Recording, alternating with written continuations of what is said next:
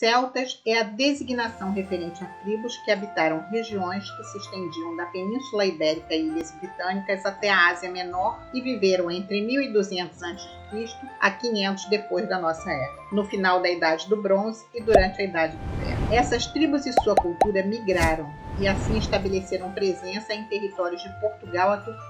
Apesar de ser o primeiro povo a se submeter ao Império Romano, os celtas não desapareceram e na Irlanda eles deixaram um legado cultural único, apesar da chegada do cristianismo. Eu me chamo Francisca e sejam muito bem-vindos ao canal Mitos e Curiosidades. Aproveita, já deixa o seu joinha, se inscreva no canal e ative o sino para não perder nenhuma notificação. No século III a.C., os celtas controlavam grande parte do continente europeu ao norte da Cordilheira dos Alpes, incluindo a atual Irlanda e Grã-Bretanha. São nessas ilhas da costa ocidental da Europa que a cultura celta pôde sobreviver e prosperar, à medida que o Império Romano se expandia no continente europeu. Começando com o reinado de Júlio César no primeiro século a.C., os romanos lançaram uma campanha militar contra os celtas, matando aos milhares e destruindo sua cultura em grande parte na Europa continental. Os exércitos romanos de César tentaram uma invasão da Grã-Bretanha nesse momento, mas não tiveram sucesso, e assim o povo celta estabeleceu uma pátria lá. Como resultado, muitas de suas tradições culturais permanecem evidentes na atual Irlanda, Escócia e País de Gales, mesmo agora. Várias tribos compunham a maior população do povo celta. De fato, os gaélicos, gauleses, bretões, irlandeses e gálatas eram todos tribos celtas. Os gálatas ocuparam grande parte da região das Astúrias, onde hoje é o norte da Espanha, e lutaram com sucesso contra as tentativas de invasão dos romanos e dos mouros, estes últimos governando grande parte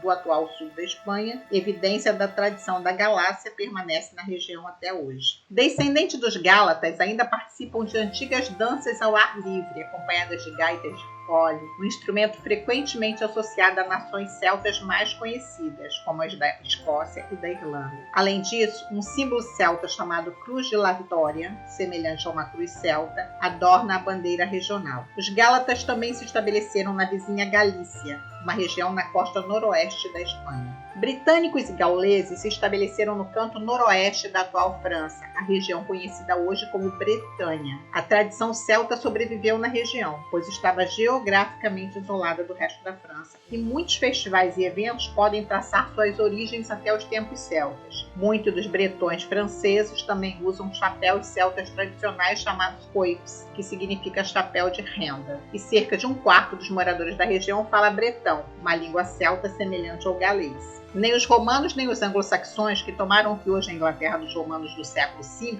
conseguiram invadir a Irlanda com sucesso. Isso permitiu que as tribos celtas que lá se estabeleceram, ou seja, os gaélicos e os irlandeses, sobrevivessem e permitiu, inclusive, que sua cultura florescesse. Os celtas organizavam-se socialmente em tribos chamadas por eles de tuata. Elas se formavam pela união de famílias que tinham como traço o laço cultural. Esse laço aproximava as tribos entre si, mas não garantia uma coexistência pacífica. Além disso, a proximidade cultural não significava que elas eram idênticas em todos os aspectos, pois havia diferença nos idiomas e na religião, por exemplo. No que se refere à sociedade celta, existiram 5 grandes grupos: os druidas, os nobres, os guerreiros, os homens livres e os escravos. As tribos eram governadas por reis, eleitos pelos nobres e guerreiros, 2 classes que faziam parte da aristocracia celta. No entanto, o grupo mais poderoso dessa sociedade era, sem sombra de dúvida, os druidas. Os druidas assumiam diferentes funções na sociedade celta. Eles poderiam atuar no papel de acumuladores de conhecimento, sobretudo porque a sabedoria celta era oral e, portanto, sua acumulação e transmissão era a função deles.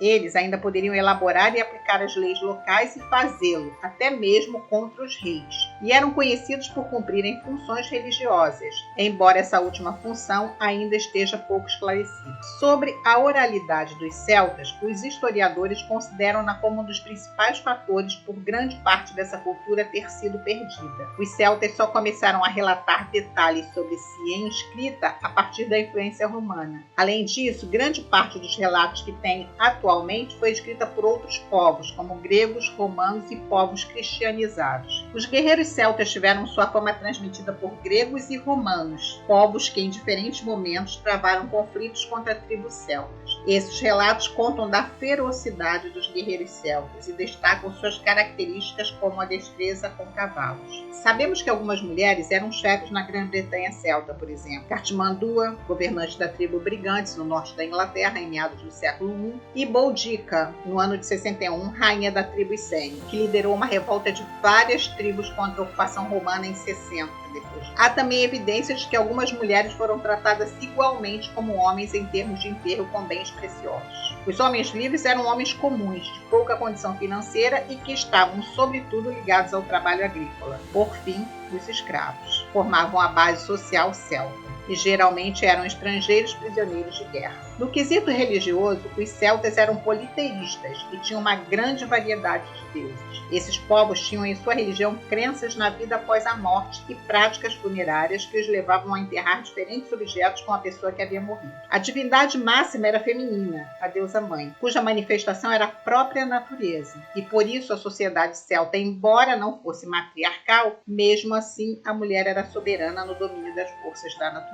As crenças religiosas dos celtas também originaram muito dos mitos europeus. Entre os mais conhecidos está o mito de Cernunno, comprovadamente um dos mitos mais antigos da Europa Ocidental, mas do qual pouco se conhece. Quando o cristianismo chegou à Irlanda com São Patrício em 432, muitas tradições celtas foram incorporadas à nova religião. De fato, alguns historiadores dizem que o catolicismo conseguiu se tornar a religião dominante na ilha após o assassinato em massa dos druidas, os líderes religiosos dos gaélicos.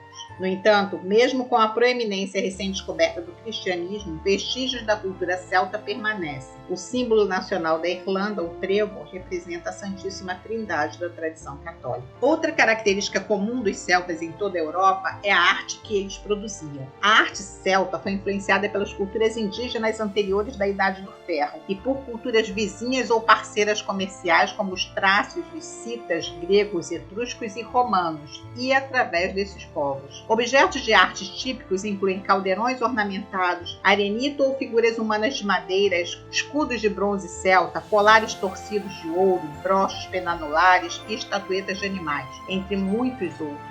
Em toda a Europa, os celtas foram creditados com muitas inovações artísticas, incluindo intricadas esculturas em pedra e finos trabalhos em metal. Como resultado, desenhos celtas elaborados em artefatos feitos de ouro, prata e pedras preciosas são uma parte importante das coleções de museu em toda a Europa e América do Norte. Os celtas comercializavam sal, escravos, ferro, ouro, tecidos de lã e peles. Esses bens eram trocados por vinho em grandes quantidades, prata, bens manufaturados de luxo, seda e os materiais preciosos para uso em objetos de arte e joias. A guerra era uma parte importante da cultura celta. Guerreiros celtas na Gália são descritos como branqueando seus longos cabelos com água de cal, enquanto na Grã-Bretanha pintavam desenhos em seus corpos. Vários autores clássicos também comentam os triunfatos de que os guerreiros celtas podiam entrar na batalha nus e que coletavam a cabeça das vítimas. Muitos guerreiros celtas usavam um colar torcido, e estes eram provavelmente um símbolo de status e posição dentro da comunidade. Há evidência de que as mulheres celtas também participavam na guerra. Os exércitos celtas causaram algum problema para seus vizinhos a partir do século IV a.C.,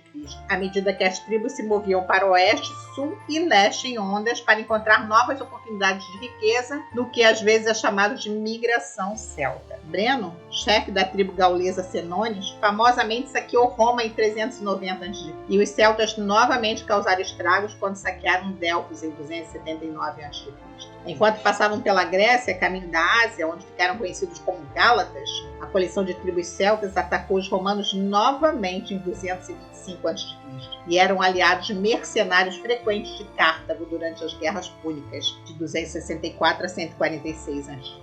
A longo prazo, porém, os exércitos celtas não eram páreo para inimigos mais disciplinados e mais bem equipados como os reinos helenísticos e os romanos em batalhas de grande escala. No entanto, uma vez conquistados, os guerreiros celtas, que sempre foram reconhecidos por sua bravura, lutaram posteriormente com sucesso como mercenários em muitos exércitos gregos e romanos. Muitas foram as causas do declínio do povo celta, entre elas a falta de um governo central entre as tribos celtas, o que fez da grande expansão o motivo da sua decadência. Os celtas foram o primeiro povo a se submeter ao Império Romano, tanto que no final do século II a.C., a Gália Cisalpina e a Celtibéria já eram territórios conquistados. Sob o comando de Júlio César, no século I a.C., a Gália Transalpina foi tomada e, no mesmo período, a Galácia tornava-se província subordinada a Roma. Com as Gálias já conquistadas, as legiões avançaram para as Ilhas Britânicas, onde a dominação aconteceu de forma gradativa e foi concluída no fim do século I depois de Cristo. Enquanto isso, neste mesmo período, as tribos celtas na Europa Central caíam no domínio dos povos germânicos. Era o fim da cultura latene e a arte celta, assim como concebida, acabou confinada na ilha da Irlanda, para florescer novamente no início da Idade Média em um ambiente já cristão católico. A tradição e as línguas de herança céltica ainda sobreviveram nas demais regiões habitadas pelos celtas nos últimos anos que antecederam a dominação, como na Cornualha, Ilha Manx, Highlands escocesas, Reino Unido, na Bretanha, França, na Galícia, Espanha e na Galácia. Você acredita que se houvesse um governo central forte, essas tribos não teriam sucumbido à dominação romana? Me diz aí nos comentários. E aproveita para deixar o seu joinha e assinar o canal. Aguardo vocês no próximo vídeo.